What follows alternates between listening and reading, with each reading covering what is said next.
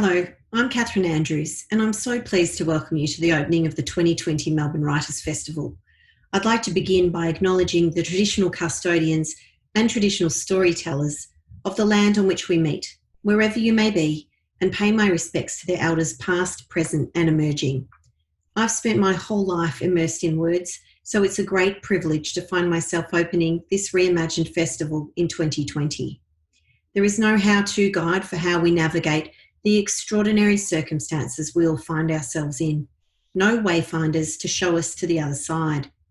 At the beginning of the year, I spent my days worrying about out-of-control bushfires, studying emergency services apps, and listening to rolling news coverage about the threats, destruction of entire animal populations, loss of property, and human life.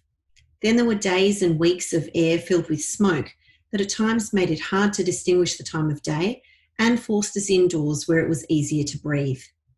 And then, just as things began to settle, the global pandemic reached us and our whole world flipped upside down. I'm still mostly indoors, and sometimes I really don't know what day it is. Throughout all this, I've had hours and days where I haven't been able to concentrate or read a thing. Like me, you might have found yourself reading the same page of an article or chapter of a book over and over, finding it difficult to remember which bit you were up to or where the characters fit in. At other times, I find myself unable to stop reading. Not too many books though, mostly long-form journalism and some innovative and experimental work. And I've been listening to podcasts and audiobooks, lots of them. Many of my friends are the same. We're trying to make sense of it all through words. We're grappling with this moment in time in so many different ways. We're thinking about isolation, stillness, loneliness and disconnection, political upheaval, and social issues such as gender and income inequality. We're losing faith in existing social structures and wondering why everyday life feels so strange. I've had countless conversations to see how my circle are feeling, what they're thinking, what they've been reading and listening to. And on those days, at those times, I felt much more like my old self, happier and more settled. We need artists and writers more than ever. Who else will register the social conditions of this era? How else will we continue to build empathy and better understand the world and our place in it? That's why this festival is so important, and nothing brings people together quite like festivals do. My very good friend Jonathan Holloway put it beautifully when he said, amidst the continuing conversation about festivals, their quantity, history, relevance and their leadership, it remains clear that our primary purpose is to connect Melbourne with the rest of the world, to connect the accepted present with the emerging future, and to connect the passion of artists with the prose of society. This year's Melbourne Writers Festival is to be presented entirely online, and it won't be the same, but it will be special. It's a festival for our times. It will feature video conversations, podcasts and newly commissioned written work published over the next 10 days. I would like to thank the writers from Australia and around the world who have risen to the challenge and be part of this important conversation. This year's festival program will explore things like the pandemic, the environment, gender and feminism, and the fight for Indigenous rights. We'll be listening to voices that we haven't heard enough of, those that have been shut out for too long, and we'll be searching for ideas that will give us hope and bring us out of this darkness and into the light. Melbourne Writers Festival in 2020 brings some of my very favourite writers. In the opening address, acclaimed author Kate Grenville considers truth, fiction and the stories that urgently need our attention. In Finding the Heart of the Nation, Torres Strait Islander writer Thomas Mair and Professor Megan Davis discuss the vital importance of the Uluru Statement in the fight for Indigenous rights. Former Prime Minister Julia Gillard talks to Patricia Karvelas about her book, Women and Leadership, Real Lives, Real Lessons, and broader issues of gender bias, politics, and the long road to equality. Julia is not the only former Prime Minister in the program. Malcolm Turnbull will appear for a lively and candid discussion of Australian democracy and his political career. 100 of our most loved Australian writers will also appear. Helen Garner, Benjamin Law, Michael Mohammed Ahmed, Claire Bowditch, Claire G. Coleman, Yumna Kassab, Favel Paret, Charlotte Wood and Alice Pung, to name just a few. 20 international master storytellers will also join us to discuss their careers and craft and what compels them to write, including Elizabeth Strout, Anne Enright, Lawrence Wright and Britt Bennett. The program features events for families and young adults, school students and their teachers. There's something for everyone in this year's festival. It is designed as an antidote to the challenges we all feel right now. Just as important, it's a chance to come together as a community, even if it's online. It has been an honour to launch Melbourne Writers Festival this year. Thank you to everyone who made the festival possible. And I'd like to give a special shout out to the Melbourne Writers Festival board and staff. Your vision and enthusiasm for literature and its importance is inspiring. I declare the Melbourne Writers Festival 2020 open. Please enjoy. Good evening. My name's Marie Sidey and I'm Chief Executive Officer of the Australian Communities Foundation. And I'm absolutely delighted to be joining you here tonight as a proud supporter of the opening event, Finding the Heart of the Nation. I'd really like to begin by acknowledging the traditional owners of the land, and for me that's the Wurundjeri people of the Kulin Nation, and paying our respects to elders past, present and emerging, and acknowledging that this land was never ceded. Australian Communities Foundation has been a really long-term partner of the Melbourne Writers Festival, and it's always a highlight for our community of givers who recognise the importance of supporting a vibrant arts sector. Now more than ever, that's very critical. I'd also like to extend a huge congratulations to Rebecca Jean and the team for their extraordinary efforts to bring the festival to us for the first time ever, fully digital. And I know that many of you are really looking forward to experiencing an online writers' festival. Australian Communities Foundation is a community of people who care deeply about our country and the enormous challenges we face to create a fairer and more sustainable Australia. We've been supporting First Nation leaders like the extraordinary Megan Davis, who you'll hear from tonight, to progress the Uluru Statement, think about reconciliation and move towards treaty. Our giving community also actively supports a whole range of projects and organisations that are really important to Australians, such as strengthening our democracy, tackling poverty and inequality, and safeguarding the environment. Contrary to popular opinion, you don't have to be a millionaire to be a philanthropist. Our giving community is made up of regular Australians like me and you who want to create positive change. So if this is something you'd be interested in learning more about, please take a look at the Australian Communities Foundation website and consider joining our community of changemakers. Thank you and enjoy the event. Yama, everyone. I'm Teela Reid. I'm a proud Wurundjeri Whale woman born and raised in Gilgandra, Western New South Wales. I have the absolute pleasure to host a discussion on finding the heart of our nation today, written by Thomas Mayer, but it does tell the journey of the Uluru Statement from the heart. I am zooming today from the beautiful lands and waters from the Bundjalung people. I acknowledge their ancestors, that these lands and these waters were never ceded. They are sovereign Bundjalung lands and waters. First of all, I think in terms of starting the discussion today, I know it is about the book, Finding the Heart of Our Nation, but in my opinion, I think that story started much before the book, which is why I want to begin the conversation with Professor Megan Davis, a proud Cobble Cobble woman, formidable First Nations woman, and someone who I personally look up to as a role model. And in terms of the Uluru Statement from the Heart, Professor Davis, one of the things along this journey that has really kept my hope alive is from the Sydney dialogue, when you got up in front of a plenary and you gave an amazing speech about how important it was for the elders and old people and young people in the room to have a sense of imagining that Australia can be a better and a different country, and to suspend our cynicism around change. And I just wanted to lead with a question from you in how important that is to have an imagination that we can be a better country in Australia, particularly in this time and space where we are with the Black Lives Matter movement. Well, I think through this period now with Black Lives Matter and the kind of overwhelming response of the Australian people to that, I think in some ways it's reinforced and increased the support for the Uluru Statement from the Australian people.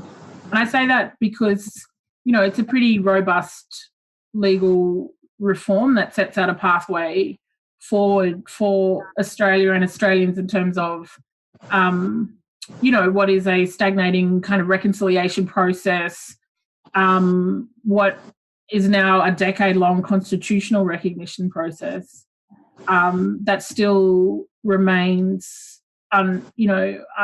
unresolved. And I think the statement, and of course the statement is much more than the statement, the one pager, but I think it does provide Australians with, some idea.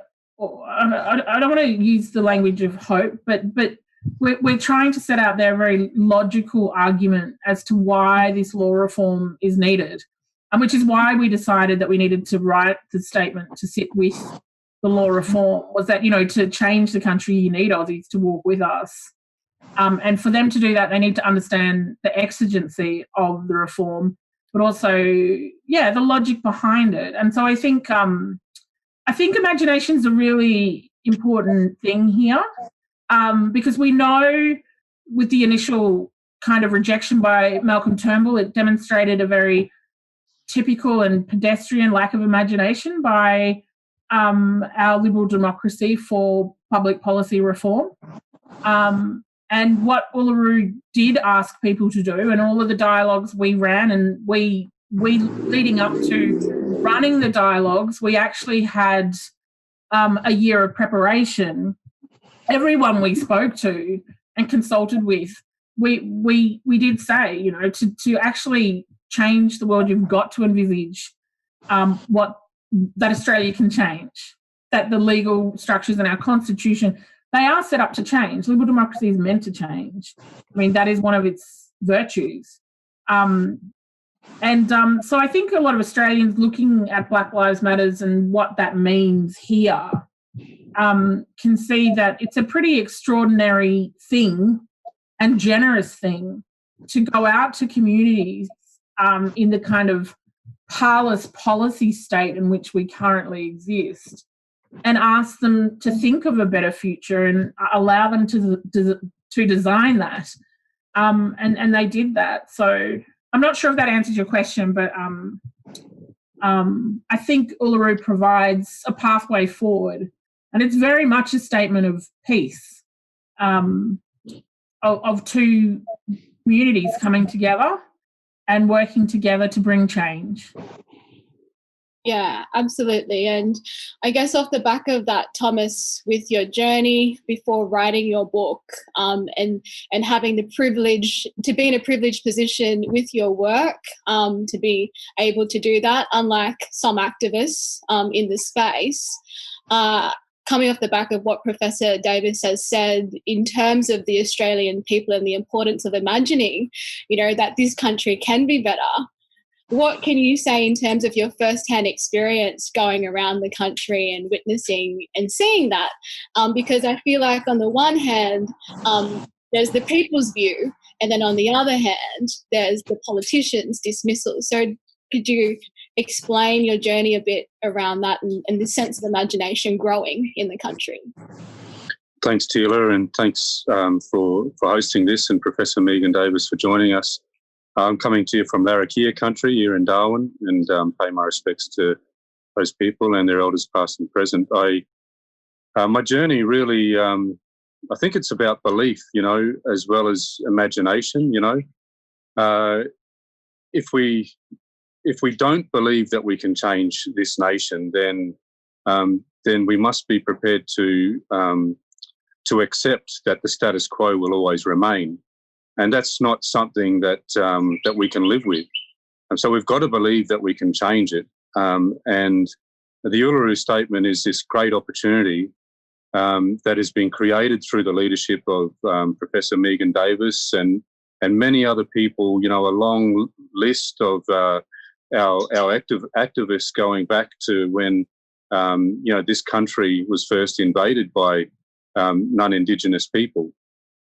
This opportunity that we have to believe that we can change, to have something tangible that we can do, and then build a people's movement to move those politicians.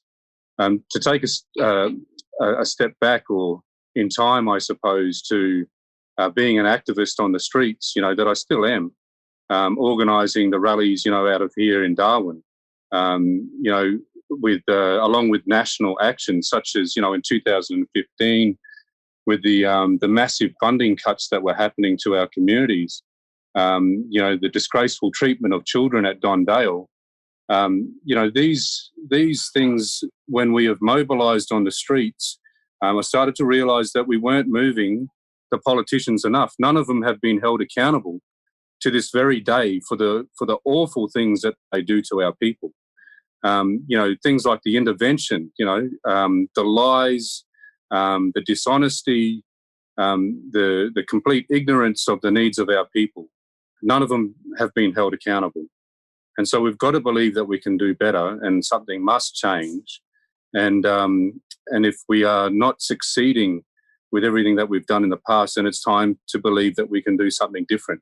And I think the Uluru Statement is that, you know, constitutional enshrinement of a voice will avoid the same fate as all of our other voices in the past, you know, and it's to protect it and give it to the mandate of the Australian people. And so, you know, the journey is really about believing in something and walking alongside all of us that believe that. And that's the only way we're going to move the politicians to put it to the people and finally change the rule book of the nation. And Professor Davis, you know, you talk a lot about you even marching the streets in Mianjin back in the day, and you know that activism is not separate from the intellectual work that you have done in this space, leading indeed our people, this country, and the world in such a critical moment in terms of change and reform. I guess the next question is then, you know, where can you explain to people the importance of the cultural authority behind the Uluru Statement and why why the first step in the change must be the enshrinement of a First Nations voice, why we absolutely believe in this movement? Yeah, the first thing I'd say, Teela, though, is I think in recent years it's become this strange discussion about who's an activist and who isn't, and I think it's a really false dichotomy, really. I mean, I think if you go out into communities, you know, most of our mob are activists. I might have, you know, 5 degrees and work with the UN, but I never am described as a professor. I'm only ever described as an activist. So it depends on who's saying it, whether it's being said in a derogatory way or, you know, in a way that's complimentary. But I think all of our people take action every day to bring change to their communities and to their communities' lives. And so, yeah, I think that's an important thing to say, because I think a lot of young people are starting to feel a lot of pressure about what it is or who is and isn't an activist. And I think it's really unfair pressure, actually.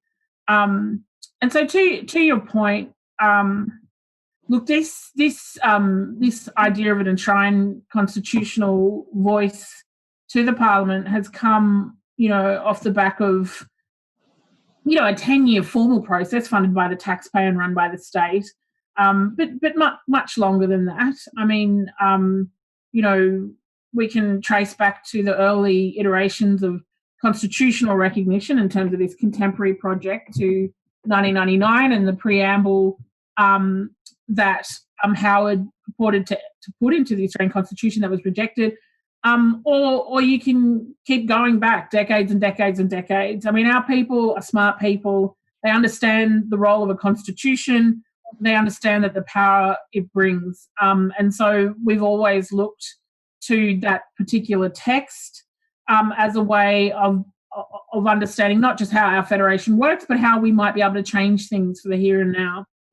And so out of this kind of deliberative process where we designed it in a way that we wanted to ensure that it was, as you say, underpinned by the cultural authority. And what we mean by that is increasingly as we are increasingly assimilated into mainstream society, and people are not living on country, they're not talking language, they're not necessarily, on a daily basis involved with their local communities. We wanted to ensure that the dialogues represented, the absolute essence of who we are as a people and a culture, and that is, Aboriginal and Torres Strait Islander, First Nations peoples who have a particular decision-making and governance structure that is, by and large, traditionally a gerontocracy, and that is why we respect and revere our elders as people who hold very important knowledge about our culture and about the land. And they are recognised in multiple ways by the Australian legal system, for example. So when they're called traditional owners, they might be called, recognised native title holders or statutory land rights holders. We know who those people are, but we wanted to ensure that the actual decision-making at Uluru, or we hadn't at that point decided that the last meeting would be at Uluru, but we wanted the decision-making of the dialogues to be underpinned by the authority, the people who speak for country and who carry our culture. And that was really important. We didn't want, people who were, had great CVs and had, been to Oxford or, or not that there's anything wrong with that, but we didn't want people, in a Western kind of liberal, like ATSIC, in a Western liberal democratic ballot box system where, anyone can run to represent your mob. And that's all well and good if you have that structure, but we just wanted to ensure that when we were running these dialogues, you had those people in the room who have a very lengthy and in-depth knowledge and history of reform in Australia, of previous representative bodies, of the things that we've tried to do and haven't been able to do and the things we want to do. We wanted them in the room representing our country and our ancestors and bringing that seriousness and gravity to the decision-making. In addition to the other groups, of course, who got to participate in the dialogues, 20% needed to be our Aboriginal organisations because they're really important. And they could be any kinds of organisations, from service delivery to cultural organisations, sporting organisations, and then 20% individuals. So together they went through a very structured process through the dialogue that was designed in a way to be bottom up. So up until this point, the state had dictated what are the reforms, what are the options on the table. Yourself, Teela, as a lawyer, when we set up law reform processes in this country, they're very conventional, right? They form a committee or they get a commissioner, they write a discussion paper, they ask for public submissions, and then, everything is written off the back of this kind of submission process. We didn't want something like that. That's what the expert panel did in 2011. We wanted our people to have their voice, and that's what we did.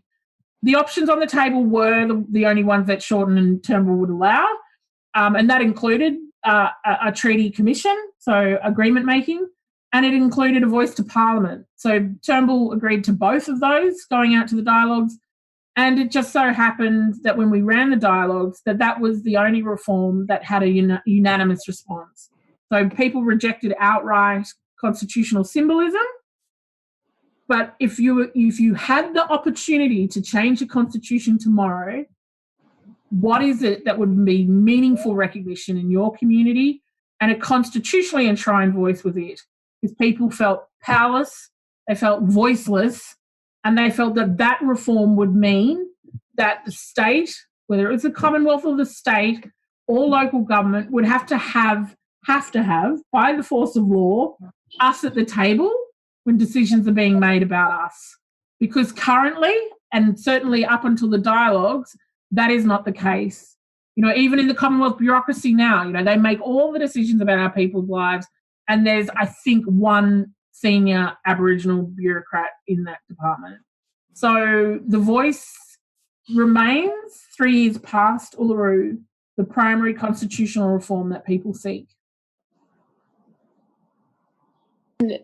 Professor, I just wanted to continue that because I think it's really important to nut out the strategy behind this and why the voice must come first. Because with the movement lately in the community, there's lots of discussion about, truth-telling. We have to have this process of truth-telling. It must come before voice. Can you please give us some explanation on why these reforms within the Uluru Statement, first the enshrinement of a First Nations voice, then the establishment of a Makarrata Commission, is specifically sequenced by the Cultural Authority, why they specifically sequenced these set of reforms?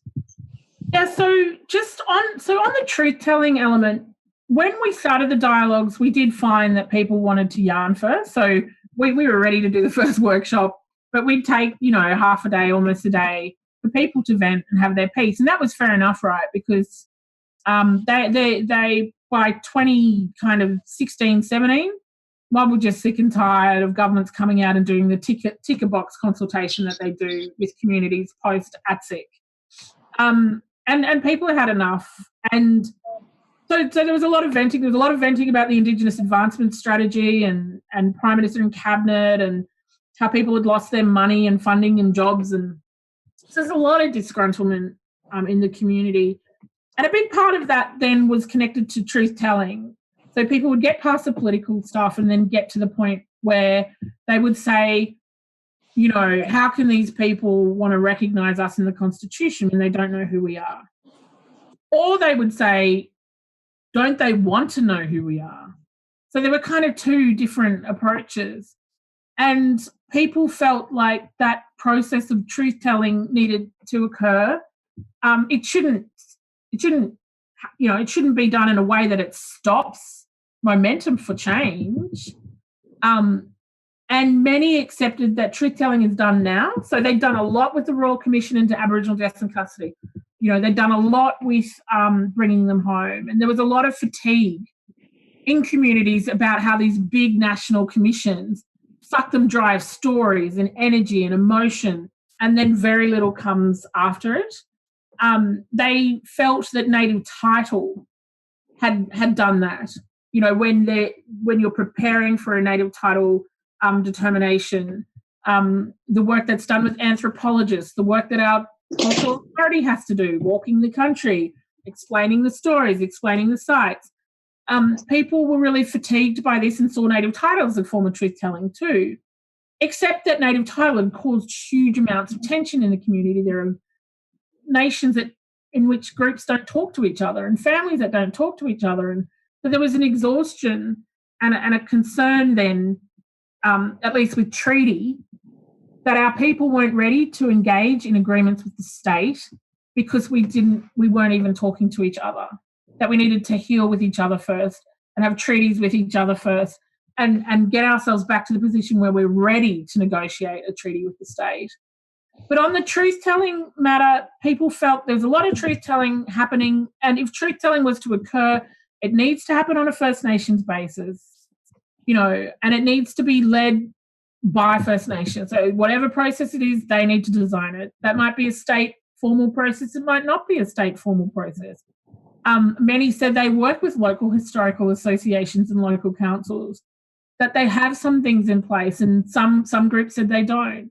But even things like, massacre sites, some people were really offended that their massacre sites were publicly known and available to ordinary Australians, that they should choose when their stories are made public in that way and consulted. So, Teela, the point about truth-telling is this. The groups didn't call for a National Truth Commission, and I know some people kind of assumed that was the case, but to understanding truth telling, you've got to understand that if you look at internationally at other truth processes like South Africa, like Canada, etc., that often these truth-telling processes are definitely truth and justice commissions, but they're done after a really specific thing, right? They're done after a conflict. They're done after a war. They're done after an admission of wrong or guilt. So one of the problems with doing a truth commission before you get to what we want to address, which is unfinished business, right, the original grievance, is you're kind of doing that before you've settled the business, right, which is what Uluru's saying. It's partly why truth-telling came last, as partly Shorten and Turnbull didn't agree to it, and we weren't expecting it to come up in the way it did, but it did. But also, governments use truth-telling as a can-kicking exercise. You can see in the cabinet decision where they decided to dump treaty. So people always talk about treaty as being non-problematic in this country, but successive prime ministers have said no to treaty, including Bob Hawke. Even though he said yes, he then said no. And in those cabinet papers where his government are discussing, well, what to do if we're going to say no now that we've promised, they go, light bulb moment, let's have a truth process, a reconciliation process. And so they set up a statutory process known as the Council for Aboriginal Reconciliation, and then kicked the can down the road for 10 years. And then what happened? Our mob poured out all of their hearts into this 10-year process, and you get to the end and the entire agenda was rejected in 2001. So we didn't want, or at least the decision makers in the dialogues didn't want truth-telling to be held up as like, let's run a commission and worry about constitutional or structural change in 20 years. They wanted to acknowledge that it was important to happen, but it's not the number one issue, right? So it's sequence third. Treaty wasn't as popular as voice. The issue with treaty is simply that in those areas that have really significant native title or land rights, they routinely enter into agreements with mining companies and Commonwealth and state, and they're used to agreement making and they're fatigued by it. So you only have to go and Google some of the Canadian, New Zealand or the US treaties to see that people get fatigued by treaties, that they are legal agreements. They, as soon as the treaties are signed, Indigenous and non-Indigenous treaty law firms are set up, and they become legal documents that people fight over in terms of interpretation. And so in Broome, for example, where there's lots of agreements, treaty was ranked last. In other parts of the country, like the East Coast, treaty was ranked really highly. But by and large, people accepted that, we need to do some things first before we get to there. And it was felt that the voice to Parliament was really the first step. And once that entity was set up and the right to be heard is set up, then we can look to setting up some sort of institution that can supervise treaty or agreement making and truth telling across the country. Because the truth is, a lot of our people don't have resources. They don't have resources to enter into treaties right now. And there's a really significant power imbalance. And there's a risk of doing treaty now and embedding into those agreements the status quo, because you can't just come to the table with the state or the Crown with a moral argument and expect that to be, a really serious treaty negotiation. It doesn't work that way. So there's real risks here around treaty. And I think that was discussed in the dialogues, and I think it was a really clever and sophisticated discussion by our people, and they've sequenced it in that way: voice, treaty, truth. And I think, thank you so much for your answer, because I think it really gives context into how important the cultural authority is that underpins the Uluru Statement. It was our elders and the cultural authority in the room that had understood these issues, Professor Davis, that were the importance of addressing the original grievance of this country, and even more sophisticated than that was the cultural authority understood the way in which power operates across the Federation. and the enshrinement of the voice coming first. So thank you for your explanation with that. And I guess with that, Thomas, having that understanding, you and I both of activists have really stood alongside Professor Davis, and particularly Arnie Pat Anderson, in going out and sharing the information with everyday Australians, because at the end of the day, that was who the Cultural Authority had gifted the Uluru Statement to. It was to the people and not the politicians. So your book now becomes really important as a campaign tool, as an education tool.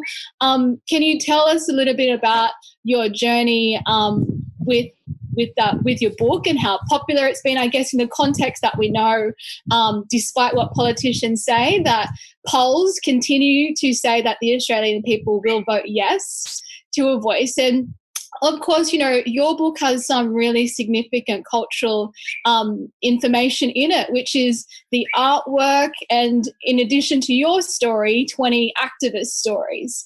So how has your campaign tool through the book been received by the Australian people? Yeah, it's been received really well. The same as the Uluru Statement has, really. It's, how can anyone deny that, that the call for a voice is something that we can all achieve and is very important. And it was after around 12 months of travelling around with the Uluru Statement and doing lots of talks with you guys as well around the place, that I thought that,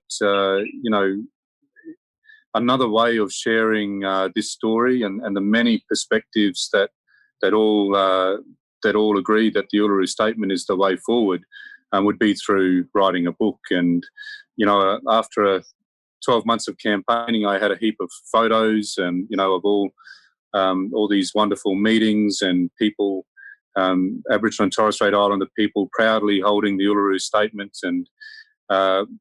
And I wanted to do something with those as well. So the initial idea for the book was just to do something quite simple, a picture book, with all these photos, so people could see these people and also have some short interviews. But soon after beginning to conduct the interviews, I just realised that there was just so much more that people wanted to say, and there were stories that I just had to share, and so that's why I did it. And people really appreciate that.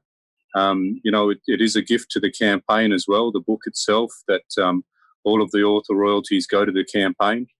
And I just hope all Australians read it. I know that people have been sending copies to the Prime Minister and to, they probably have 10 copies each by now, because they want them also to understand the importance of the Uluru Statement and just what a wonderful gift it is to all Australian people if we can achieve it.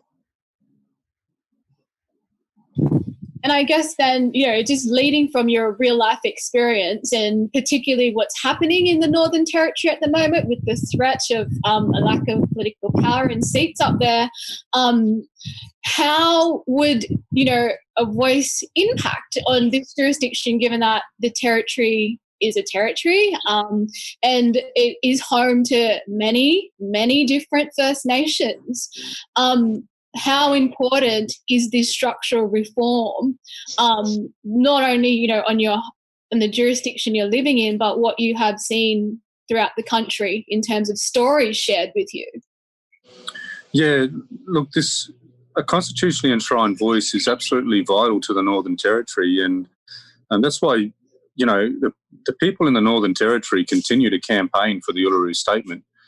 People like Barb Shaw, that's in the book, a wonderful woman, a wonderful activist, a mother, and a grandmother that has, that led the fight against the intervention here in the Northern Territory from Alice Springs. She comes from a very small town camp, which is where Aboriginal labourers were forced to live on the outskirts of the settler town, and they still live today.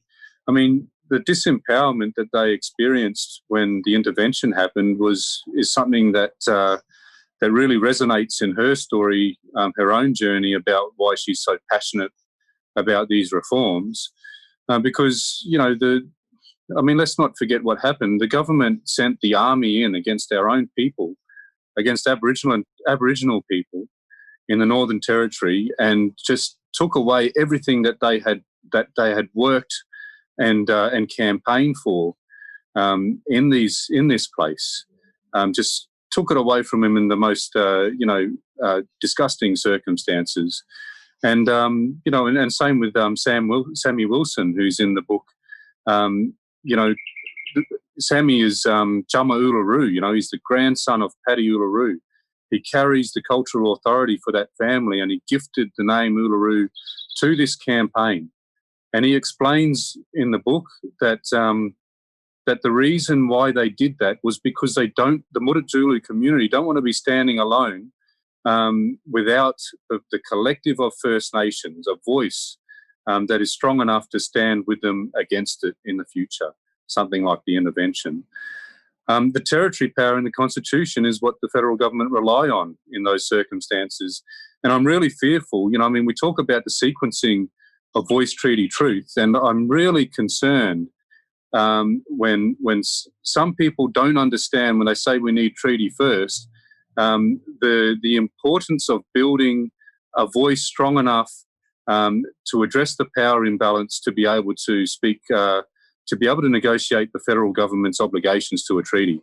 I fear that the treaty process that's underway now in the Northern Territory, Professor Mick Dodson is the treaty commissioner here. And note this, I've heard Mick Dodson a number of times saying that treaty here could take 50 years to achieve, 30 to 50 years. We've got urgent reforms. We've got urgent policy reforms to happen right now. We can't wait 50 years for a treaty. But anything that is agreed in a treaty here, I fear is not going to be worth the paper that it's printed on without the power to hold the Commonwealth, the federal government, to account to those agreements that are made with the Northern Territory government because of the territory power. And it's similar in the states as well. The federal government, all laws must be consistent with federal law. They can absolutely undermine and bastardise any agreements that First Nations make in any state or territory in this country, and we must establish the power to negotiate with them. And that's what the voice is. And that's why I'm so passionate about the Uluru Statement. I come from a negotiating background. I'm a proud MUA official. And the first thing that we tell our members or an unorganised workplace is we don't go in there and say, all you need is an agreement with the boss and everything is going to be fine. All the perfect things are going to happen. That's just not how bargaining or negotiation works. First, you establish your representative structure. You work out who's speaking for you, because you're more than just one or two people. You're a polity of tens or, dozens, or in our case, hundreds of thousands of people. You've got to set up your representative structure first, and then you must build power to achieve what you want to achieve. Any negotiations until then, especially in a federal system, are just putting the cart before the horse and really risking a lot of effort of our people. And again, a lot of heartache and a lot of emotional investment into something that could fail. And Professor Davis, I think from that example, we have a current example now in our community with what's happening at Canberra with federal parliament is the policy around closing the gap. And one of the themes that continues to be touched on here, both between you and Thomas and different jurisdictions, is this imbalance of power. And it is something that the cultural authority within the 13 constitutional dialogues held across this continent, including the islands, understood that the imbalance of power must be addressed. And what I find heartbreaking, particularly as a defence lawyer, is, this expectation now and a target now that we are expected, originally it was to wait until 2093, and now apparently as of today it's down to, correct me if I'm wrong, 2030 or 2031 to reduce Indigenous incarceration across the country by 15%. And Professor Davis, in the Uluru Statement, there were two substantive issues articulated, and that was Indigenous incarceration and care and protection. And can you please explain to us this imbalance of power that we're witnessing with closing the gap? Yeah, sure. Just to pick up on one of Thomas's points first, Teela, without taking over and running the whole show myself. That was a really brilliant explanation of what's going on, and particularly in the Territory by Thomas. But the Treaty Commissioner, Mick Dodson, has also said himself over the weekend that without the Commonwealth at the table, it's really difficult for the Northern Territory to do anything. And Thomas is right. This was the problem in the dialogues when we talked about the two territories. It's really difficult because the plenary power for the Commonwealth to override territories. In addition, we were kind of like, well, statehood. That's your biggest option. But even if you get to statehood, as Thomas says, there's the Commonwealth override. So, it's great people come back from Canada and New Zealand and US and other places with these grand ideas about, what will work here. But Australia's a very unique country, really unique. We're retrofitting this agreement making so far after, first contact. And it's a really difficult thing to do, and you have to do it. You have to do it in alignment with what's on the table, and what we have is an Australian constitution that fences us really in. That's why the dialogues were so clever. They did a really, really, really, really clever job in coming to a resolution on that. So let's close the gap, Teela. I think today the Australian said it's been shifted from 2093 to 2060. And I think they're asking the Australian Institute of Health and Welfare to do the sums on how you get to 2060 in terms of parity. How the states are going to do that, the territories. So even there, it's a very strange kind of public policy to pluck a figure out and then go and engage someone to do the work. Tell us how to get there. Why 2060? Why do our people have to wait till 2060 to have parity in incarceration? It's astounding, and all Australians should be asking questions about this. We've just come off 10 years of a close the gap framework that did not work. Nobody disputes that. And we had to suffer this ritualism, the annual closing the gap parliamentary speech, where both leaders would get up, wring their hands, lament the gap, and then move on. So here we are again, and we're going down the same road in terms of the tyranny of metrics. And there's a lot of literature out there, Teela, on some of the problems with taking a target approach, with hard targets. And you see the Parliament and the states and territories fall into that regulatory ritualism year after year, chasing a target, and all we talk about is the targets, right? We're not talking about the people. You can tell me 2060, right? That I've seen the faces of people, you do, Teela, on a daily basis. What are people who are incarcerated, their faces, their families, their brothers and their sisters, their aspirations and their dreams. And that's what really, I think, drove a lot of the Uluru Statement was, as Teela, as you said, the incarceration rate. They are all of our brothers-in-laws and brothers and sisters and mums and cousins and child removal. Yeah, the child removal system. I've just spent 2 years of doing an inquiry into the New South Wales child protection system.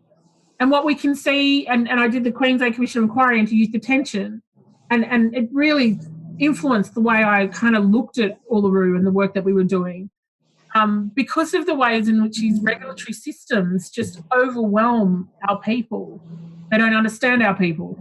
They don't understand how the kind of racist cognitions they make about our culture and our people influence their decision-making.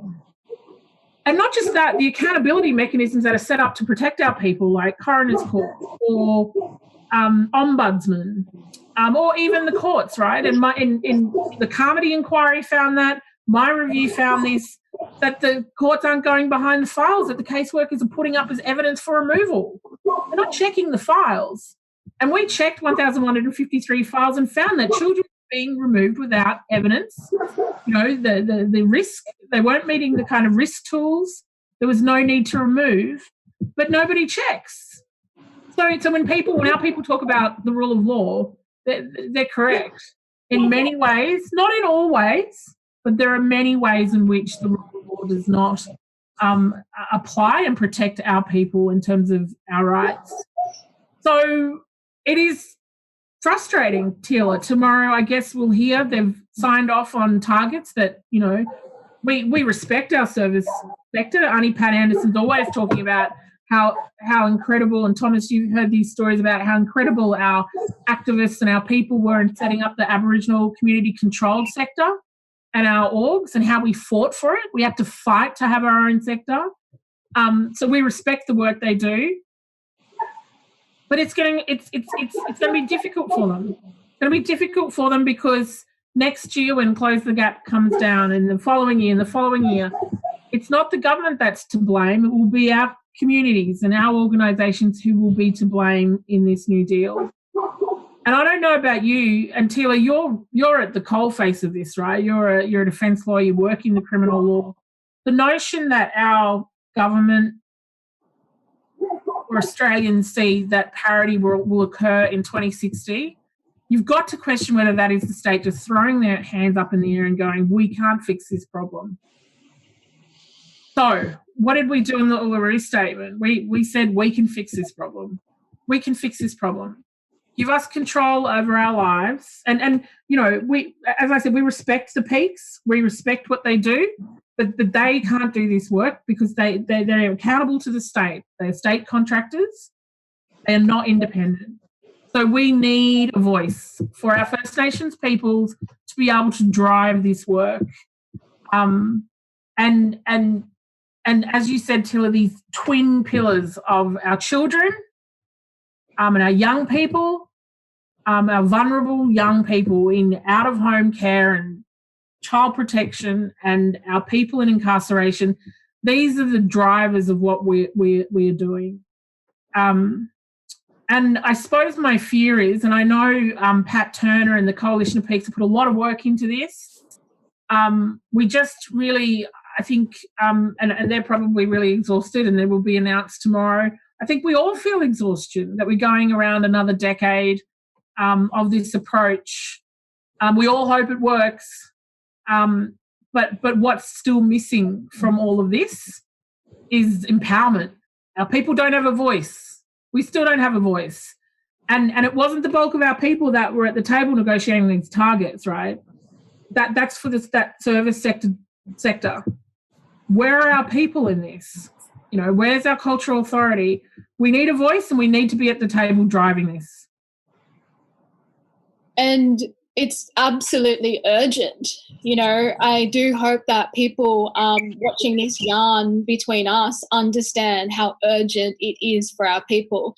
I am at the coalface of it every day, and look, it's not pretty. It's actually getting worse. And what's scary is, on the one hand, there's a narrative about how great this country is, but under the surface, when our people are disproportionately impacted by the laws and have the highest incarceration rate across the country and in the world. And not only that, Professor Davis, you mentioned your work with child removals. I'm from Western New South Wales. Western New South Wales has the highest rate of child removals in the country. So we're in the crux of another stolen generation. So, Thomas, with that and the urgency of implementing the Uluru Statement from the heart and getting the nation to enshrine the First Nations voice, often you get this question, and, you know, there are so many people who want to do something. So in terms of your knowledge with unions and activism, what are some of the practical things you're doing at the moment to enable people to continue to be engaged in the conversation, even during these difficult times? Yeah, so I had to adapt like all of us with these times, and one of the ways is developed an advocacy course through the ACTU, the Australian Council of Trade Unions, and the advocacy talk. A course takes people through the history of the struggle, how to have an advocacy talk, so the history of voice, treaty, truth,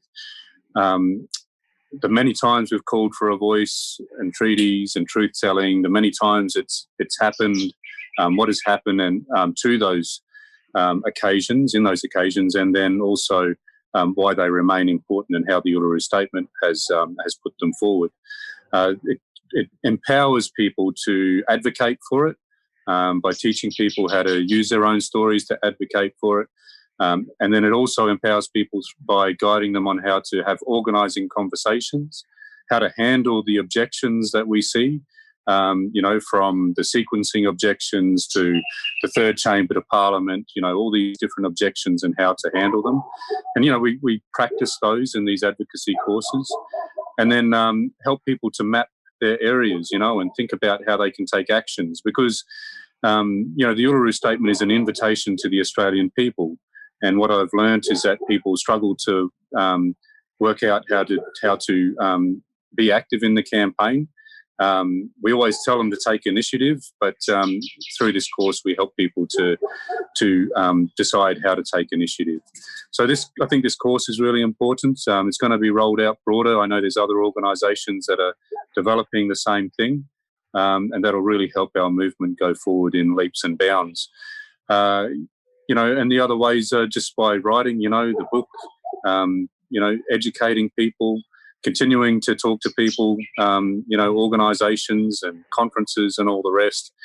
But look, I can say for the listeners the same thing, just don't wait, don't hold back.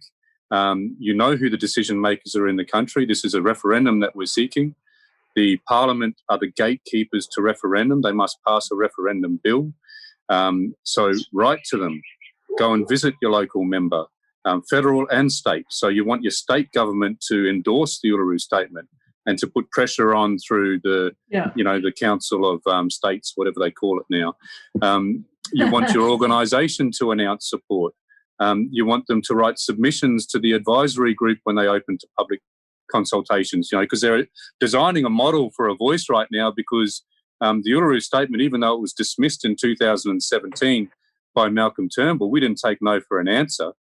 And we've succeeded in moving that from complete dismissal to a point now where they've been forced to acknowledge that the voice is the most desired reform.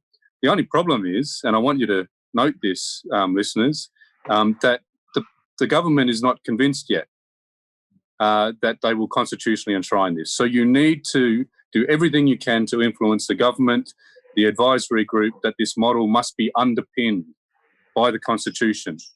And we must have the courage to do that because even though referendums are hard, we must have the courage to do it. Because the history of voice is that every time we've established one that has spoken up with any sort of vigour and unapologetically, it has been destroyed. And that's the same for so many service organisations and leaders of service organisations. And that's why the closing the gap thing isn't working. That's why the power imbalance is there.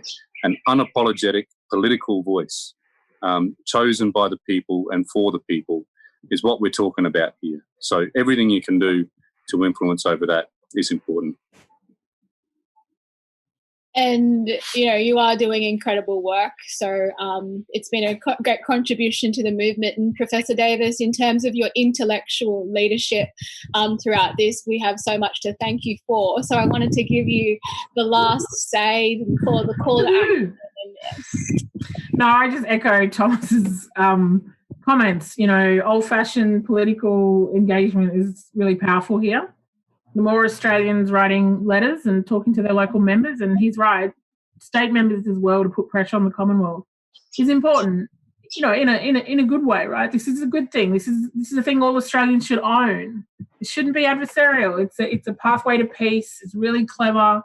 Fits with our legal system. We've got Murray Gleeson and Bob French and all of our former High Court judges, and it's endorsing it as a really clever proposal and one that's not controversial. So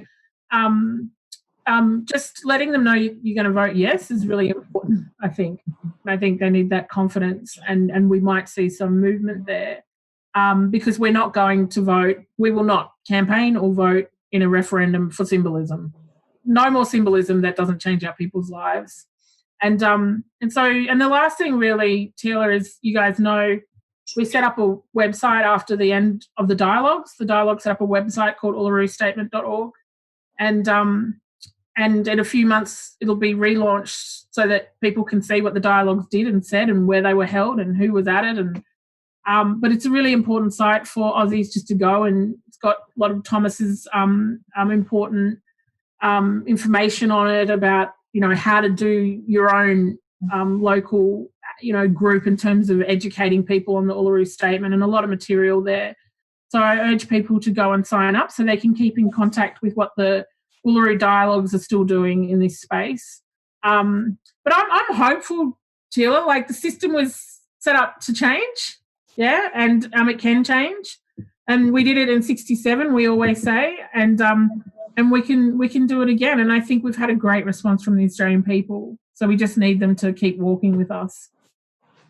And I think that's a great point to end on, that we know the Australian people are walking with us in this change, and it is one where we have absolutely used our imagination that this country can be better and this country can do better, and it's only together that we can create that change. And the absolute first step is in addressing these foundational grievances of our country, but also to create a sense of peace in this nation and a more positive narrative about who we are and who our ancestors are and who this country belongs to, because our sovereignty never was, never will be ceded.